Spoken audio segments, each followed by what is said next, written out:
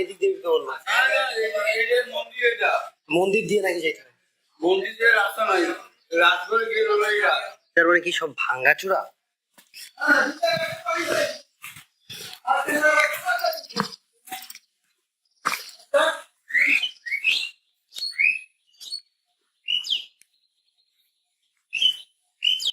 আর মূল রাজবাড়ি হইতেছে এটা, যেটার মধ্যে দেখেন আমি এখন উঠতেছি আর কি।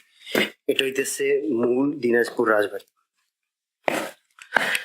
দিনাজপুর রাজবাড়ি অনেক ধ্বংসপ্রাপ্ত একটা জায়গা, প্রায় ধ্বংস হয়ে গেছে জায়গাটা। ও না না থাক, ঢাকা।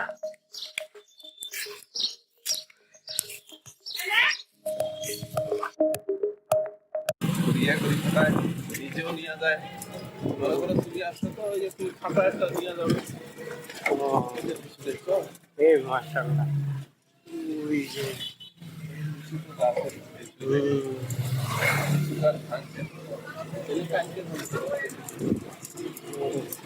ও লিচুর পুরো গাছেরই সব ভাঙা ফেলায়। গাছের ডাল টাল গুলো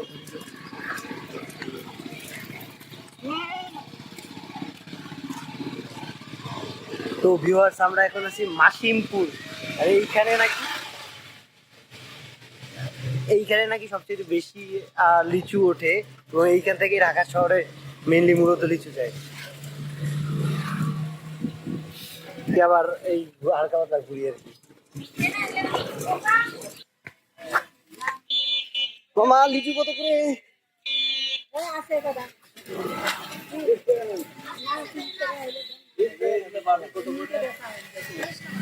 হ্যাঁ 30 টাকা বাটি। 10 টাকা করবে।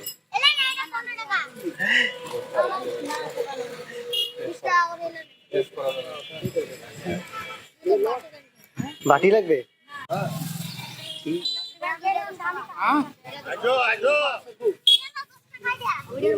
20 টাকায় লিচু।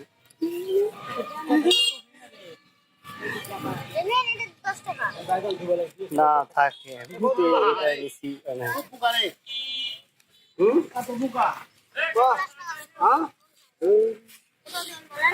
20 টাকা।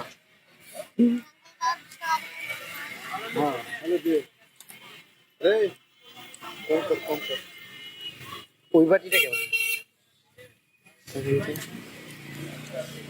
তাহলে এটা না হয় বদলায় নিলাম। ওটা খারাপ? খারাপ দুই একটা আছে আর কি। দুই একটা থাকলে অসুবিধা নেই, কিন্তু বেশিরভাগ হইলে তো অসুবিধা। হ্যাঁ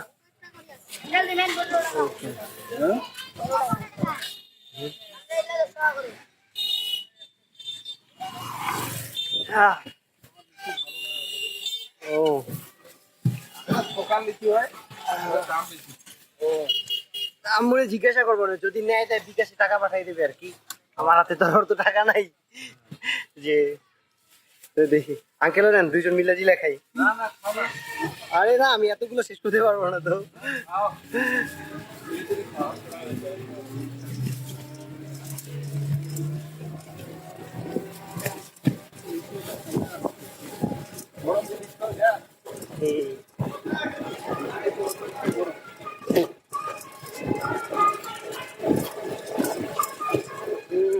পুরো নষ্ট।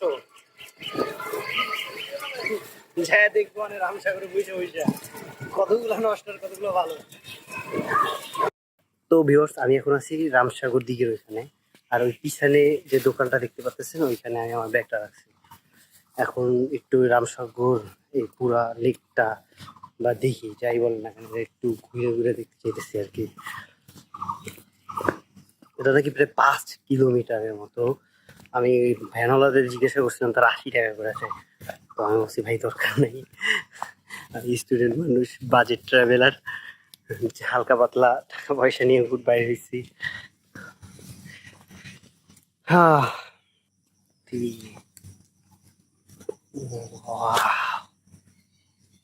বিশাল, বিশ্বাস করেন বিশাল। আমি এতক্ষণ খেয়াল করি নাই, আমি ওইখান দিয়ে আসছিলাম তো শুধু পানিগুলো দেখছিলাম যে এটা।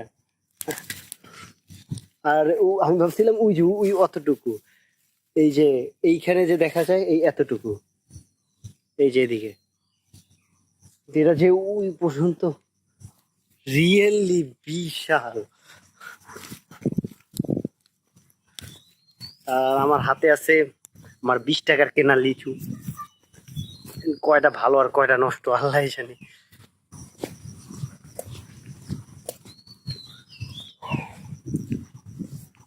পরিবেশটা কিন্তু অনেক শান্ত, একটু খেয়াল করলে বুঝবেন একেবারে অনেক শান্ত।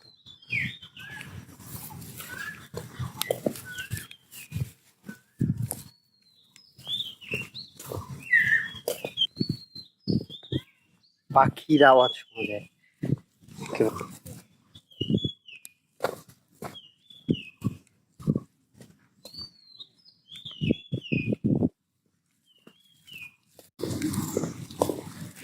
আমি একটা জিনিস জানি না, আপনারা জানেন কি না, এইখানে যে এই যে টিলাটা করা, এটা কি প্রাকৃতিক ভাবে হয়েছে নাকি কৃত্রিম ভাবে করা হয়েছে?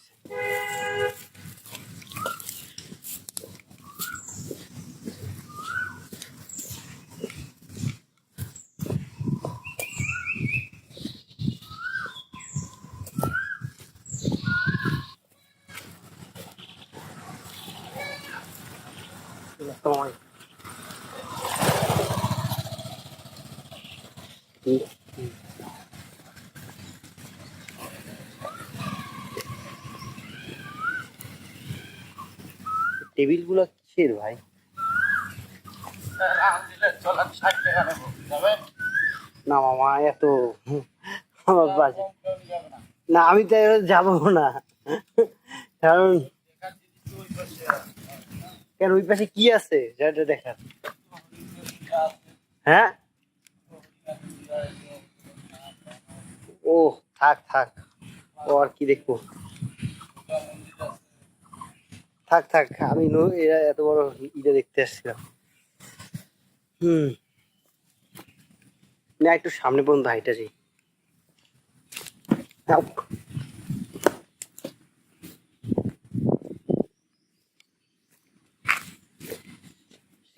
তো ভিউয়ার্স, আমি এতক্ষণ বসে বসে লিচু খাইছি,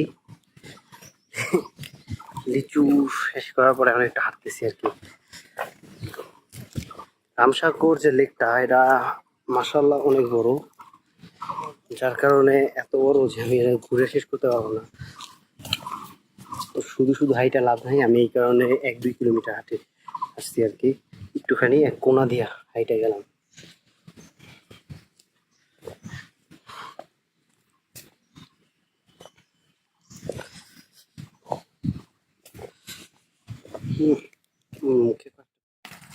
তো ভিউয়ার্স, ঘটনা যেটা হচ্ছে, পলাশী যুদ্ধে ঠিক আগ মুহূর্তে এই দিনাজপুর অঞ্চলে, দিনাজপুর তো ওই পাশে ভারতের কিছুটা দিনাজপুর আছে, আর এই বাংলাদেশের দিনাজপুর এই অঞ্চলে ভালো পরিমাণে একটা খরা দেখা দেয়। তো খরার কারণে রাজা চিন্তা করে যে কোনোভাবে এখানে একটা পুকুর নির্মাণ করা যায় কিনা বা পুকুর খনন করা যায় কিনা।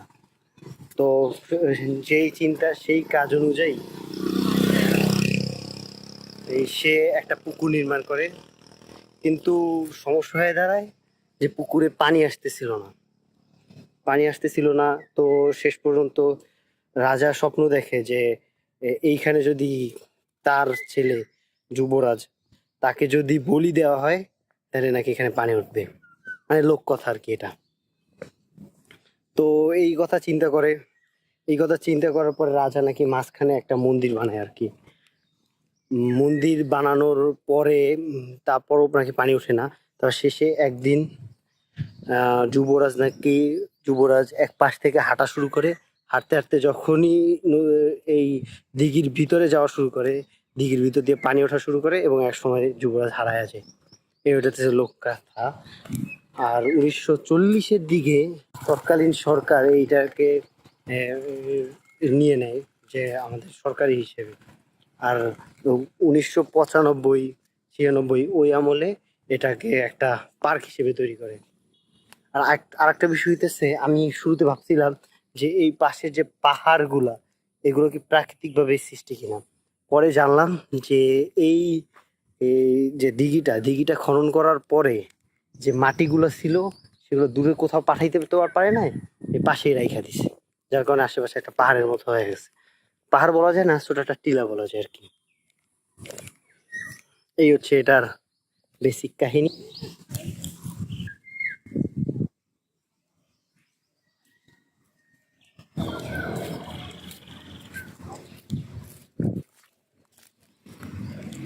তো ভিউয়ার্স, আমরা তারপরে রামসাগর থেকে এসেছি এখানে কলেজ বলে একটা জায়গা আছে, ওইখান থেকে নেমে বাসে করে এখন সৈয়দপুরে দিয়ে যেতেছি।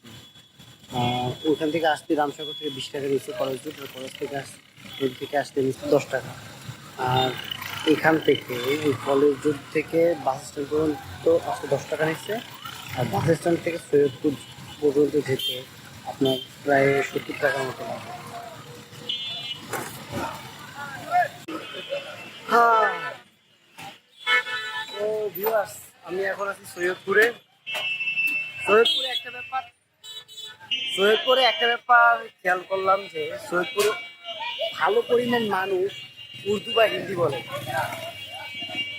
এখন আমাদের টার্গেট হইতেছে চিনি মসজিদ যাওয়া। আমি দেখি এইখানটা কত দূরে, যদি হাইটে যাওয়া যায় তো হাইটেই গেলাম।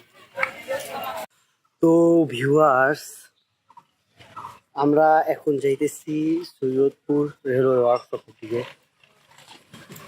আমি জানি না আমার ঢুকতে দিবে কিনা, তো তাও দেখি যায় অনুমতি পাই কিনা। চলেন যাওয়া যাক। তো ভিউয়ার্স, ঘটনা হয়েছে আমি লেট করে ফেলছি, যার কারণে আজকের আর ওই রেলওয়ে ওয়ার্কশপের ভিতরে যাইতে পারতেছি না। আমি চেষ্টা করবো, দেখি আশেপাশে কোনো মসজিদে থাকতে পারি কিনা। কিন্তু এখানে সমস্যা হইতেছে, এটা শহরের ভিতরে কিছুটা, এই কারণে আদৌ থাকা যাবে কিনা এটা নিয়ে আমি একটু সন্দেহ। আল্লাহর কাছে দোয়া করেন যেন থাকতে দেয় আর কি, থাকতে দিলে তো ভালো হয়।